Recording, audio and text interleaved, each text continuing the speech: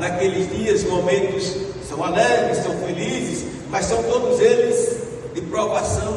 Eles procuram a casa, vão acabar no curral, não é? E são visitados pelos magos. E depois dessa visita, o rei Herodes, que era o rei fantoche, porque César era o imperador, ele ficou com medo de Jesus, e também os sumos sacerdotes, porque Jesus, como hoje em dia, continua a insistir, está mais presente muitas vezes fora do templo, fora do palácio, mas no meio de nós, e principalmente nas crianças. Na noite de Natal, o nosso Papa Leão XIV dizia que ao lembrarmos do menino Jesus, nós nos lembrávamos também das criancinhas em Gaza. Ele poderia dizer na Ucrânia, na Uganda, no Sudão e em tantos outros países, na periferia, onde estão os pobres, a maioria são pretos. E a abordagem policial não é como na zona norte da cidade, é uma abordagem diferente, que às vezes mata com a bala perdida um jovem e uma mãe.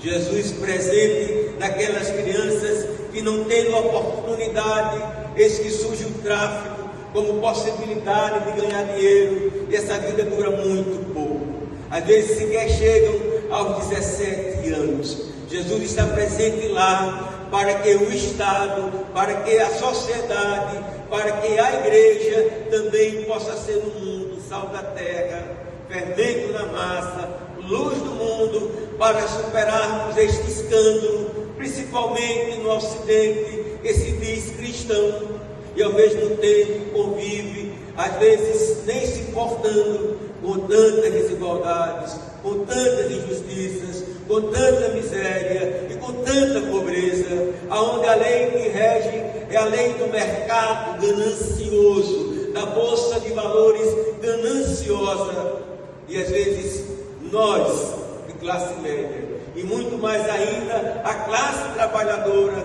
nos sentimos excluídos, nos sentimos eles mais ainda os pobres, descartáveis, para usar uma expressão do Papa Francisco.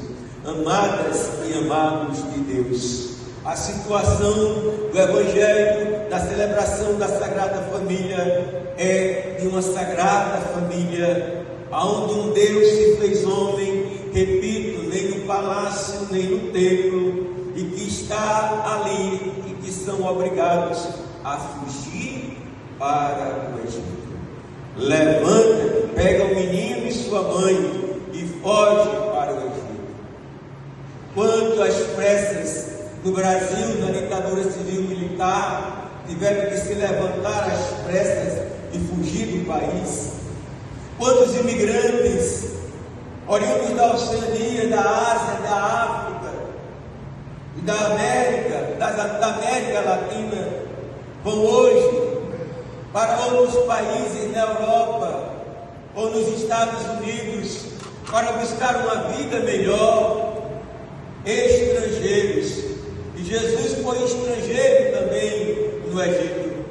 E o Papa Leão XIV, no dia, há uns 2 meses atrás, ele disse para os americanos, ele disse: como é que vocês se dizem pró-vida, que só gastam tempo na questão do aborto, que nós temos uma posição moral muito clara sobre isso, mas esquece da pessoa depois que nasce que se vire, não precisa preocupação com saúde, com educação, com segurança alimentar, com desporto, com lazer, que se virem. O Papa dizia, isso aqui é um comentário meu, o Papa dizia, aqueles que se dizem pró-vida nos Estados Unidos, mas são contra os imigrantes, não são pró-vida. Vinde benditos de meu Pai, porque eu estive estrangeiro e me acolhestes. Ele esteve nu na cruz, nós é que cobrimos Jesus Cristo, mas ele foi crucificado nu. E então Jesus, quando de novo José volta para a terra deles, tem outros todos que vão querer persegui-lo. Aí José, Maria e Jesus vão para a Galileia. A Galileia era a periferia da periferia da periferia do Império Romano. A Galileia era a periferia desprezada pelos judeus. Se lembram dos evangelhos que quando dizem que Jesus é da Galileia, o que é que o Sinédrio vai dizer? Da Galileia pode vir alguém que preste. Pois bem, lá da periferia, imagina, da periferia do Império Romano e da periferia da Palestina e de Israel. Pois bem, de lá, aonde a gente não esperava que nada prestasse, de lá veio José, o carpinteiro, de lá veio sua esposa Maria, de lá veio Jesus, que vão dizer dele o carpinteiro, ou o filho do carpinteiro.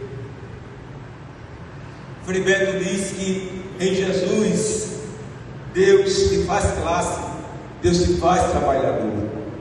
Amadas e amados de Deus, olhando para esse menino e essa menina e esta mulher Maria, a primeira leitura coloca para nós uma pista em nossas relações familiares. Quem respeita a sua mãe é como alguém que ajunta tesouros.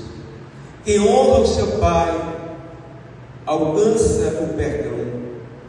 Quem honra o seu pai terá a alegria. Quem respeita a sua mãe tem a consolação. O pai e a mãe. E ainda continua a palavra: meu filho, ampara o teu pai e tua mãe quando eles estiverem perdendo a lucidez. Procura ser compreensivo para com eles. Não os humilhe em nenhum dos seus dias de sua vida, e nunca falte o amor ao teu pai e à tua mãe. Vamos começar pelo final.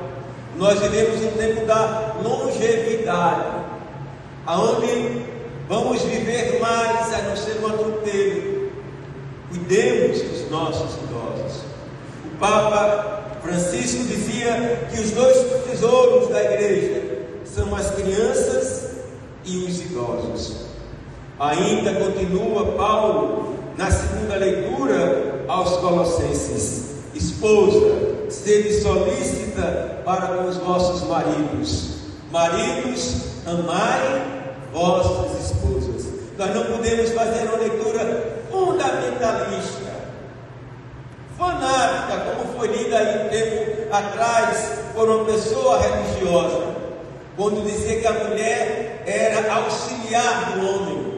Pois bem, pode ele pensar assim, mas a igreja do catecismo vai dizer que entre o homem e a mulher há reciprocidade, e que esse auxílio é recíproco, e que o homem e a mulher no casamento, como na vida, eles são iguais em dignidade.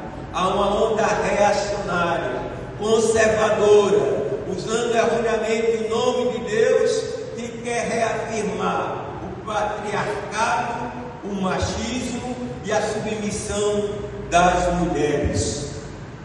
E continua ainda a palavra: filhos, obedecei aos vossos pais. E diz uma palavra interessante: pais, não intimideis os vossos filhos, para que não desanimem. Nem 8, nem 80.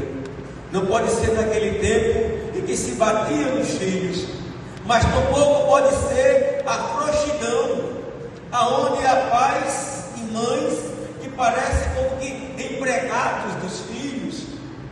Os empregados fazem assim: tem meu filhinho, não sei o que. É preciso autoridade. Há uma autoridade que é, no sentido etimológico da palavra, auge, que quer dizer ajudar, autoritas, a substantivação do verbo, autoridade, ou seja, de ajudar os nossos meninos a crescerem com responsabilidade. É muito simples deixar no celular e o menino que pode encontrar nesse celular, pelo amor de Deus. Enfim, amados e amados, e desculpe hoje estar me esticando um pouco mais. O apóstolo Paulo vai dizer: revestivos de sincera misericórdia, bondade, isso serve para os nossos lares, mansidão, humildade, paciência, suportando-vos uns aos outros, perdoando-vos mutuamente. Se um tiver queixa contra o outro, como o Senhor vos perdoou, assim perdoai-vos também em Cristo. Mas sobretudo, amai-vos uns aos outros, pois o amor é o vínculo da perfeição. Me detenho aqui nesse perdão. Perdoai-vos mutuamente. Eu fui um tempo um padre associado da comunidade Madonna House, de uma baronesa que fugiu da Rússia na Revolução de 1917 e que fundou nos Estados Unidos, no Canadá, e depois veio para o Brasil, alguns países da África, Inglaterra e França, por exemplo, e em Natal, Paris, em Robin Hood Base, na Inglaterra, e no Canadá, onde passei quase 3 meses com eles e elas, à noite, na oração final, as completas, cada um chega na fronte do outro e diz, faz o sinal da cruz assim no outro e diz: I love you. Aí faz novamente o sinal da cruz, I ask you forgiveness. Aí depois mais outro sinal da cruz, I forgive you. Eu te amo, eu te peço perdão e eu te perdoo.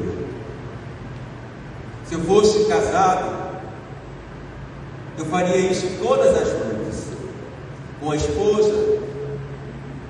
Porque vocês também não fazem isso com os filhos? De tal modo que naquele dia que eu tenho que pedir perdão, já está todo dia, segunda, terça, quarta, quinta, sexta, sábado, segunda.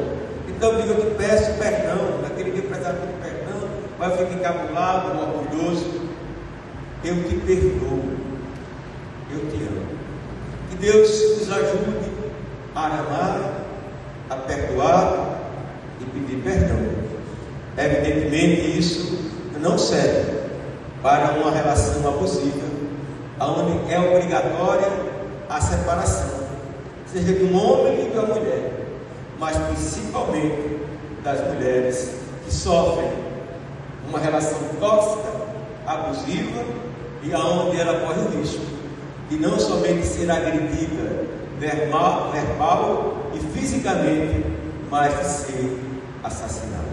Louvado seja nosso Senhor Jesus Cristo.